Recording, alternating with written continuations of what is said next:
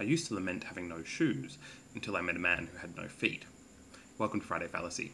This week we're looking at the fallacy of relative privation. The fallacy of relative privation is when it is argued that the existence of worse problems renders other concerns invalid. That is, rather than address the current concern on its merits, it is dismissed because other problems exist.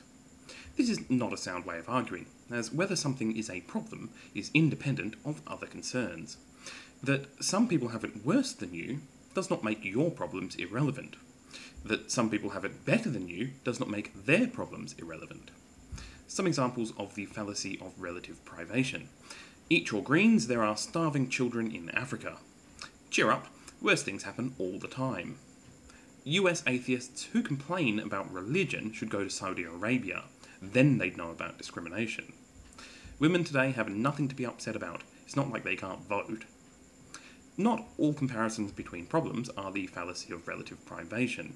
There are contexts in which we do need to compare the relative sizes of problems and prioritise our concern.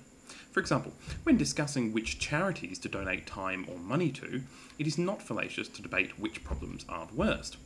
Similarly, if large problems are clearly an existential threat, it makes no sense to discuss relative trivialities. That's like rearranging deck chairs on the Titanic. Another context in which drawing attention to bigger problems is not fallacious is when this is used to change people's emotions, rather than as an argument. For example, when we're upset, it can be useful to take a broader view to help ourselves feel better. This isn't a logical argument that present concerns aren't worth worrying about, but rather a sometimes effective, irrational manipulation of emotions. The fallacy of relative privation can be easily shown to be fallacious by considering its ultimate implications. If we can only complain about the worst possible problems, then only the world's most poor and downtrodden have any right to complain, and everyone else must shut up.